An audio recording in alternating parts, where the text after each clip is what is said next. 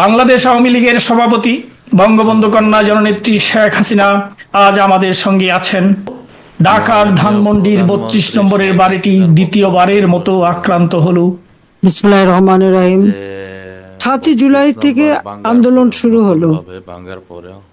মূলত সেদিন তো কোটা আর ছিলই না।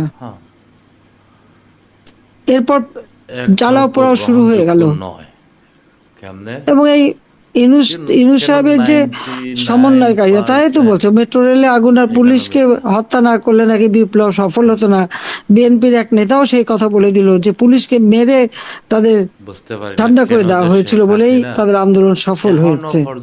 আরেকজন বলল ছাত্র পাওয়া যেত না বলে তার নাকি সেই ফলস আইডি কার্ড দিয়ে ছাত্র বানিয়ে নিয়ে এসেছে এই গণভবন আক্রমণ করার জন্য আর এই ধ্বংসযজ্ঞ চালানোর জন্য। এটা তো তারা নিজেরাই স্বীকার করেছে। এবং ডক্টর ইউনূসই বা কি বলেছিলেন? সেপ্টেম্বর মাসে তিনি যখন জাতিসংঘে যান, বিল ক্লিনটনের সবাই তার একটা অনুষ্ঠান ক্লিনটন ফাউন্ডেশন, সেখানে তো নিজেই স্বীকার করলেন যে এই আন্দোলন কোনো মানে পরিকল্পিতভাবে করে। উনি বারবার বলতেছে যে আমি কি করলাম, এই লোকটা যে কত মিথ্যাবাদী আপনারা দেখেন। ঠিক তারপরে এই মাত্র গত এই জানুয়ারিতেই তিনি গেলেন সুইজারল্যান্ডের ডাভোসে ওয়ার্ল্ড ইকোনমিক ফোরামে। সেখানে কি বললো?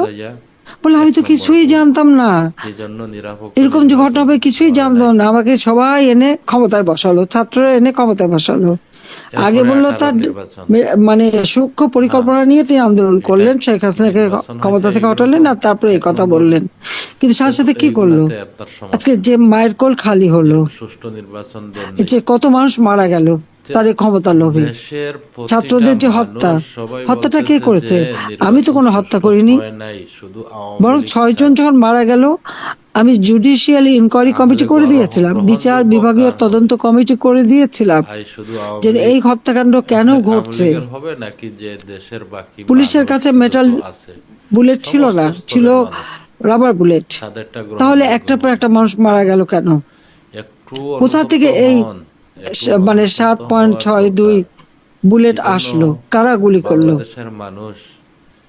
যখন ছাত্ররা একই সাথে, তার মধ্যে হঠাৎ একজন গুলি খেয়ে পড়ে যায়, পুলিশ যদি ওই 50 ফিট 60 ফিট দূর থেকে গুলি করে তাহলে তো অনেকেই আহত হওয়ার কথা, তা তো হয়নি। আজকে যদি প্রত্যেকটা লাশ, এই যে ছাত্র যারা মারা গেছে তাদের লাশগুলি তুলে যদি পোস্টমর্টম এবং ফরেনসিক করা হয় তাহলে আসল সত্যটা বের হবে।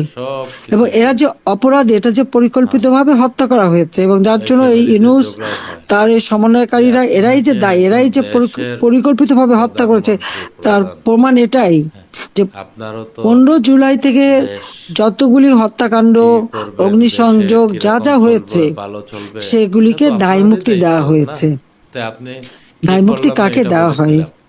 যারা দায়ী, যারা অপরাধ করে তাদেরকে দায় মুক্তি দেওয়া হয়। এই দায় মুক্তির মধ্য দিয়েই কিন্তু ইউনূস এটাই প্রমাণ করেছে যে এই অপরাধগুলি তারই ওই পরিকল্পিতভাবে করা। কিন্তু দোষারোপটা কার উপরে? আমার উপর। আমাকে গালি দেয়, আমি কি গণহত্যা করেছি? আমি কেন গণহত্যা করতে যাব?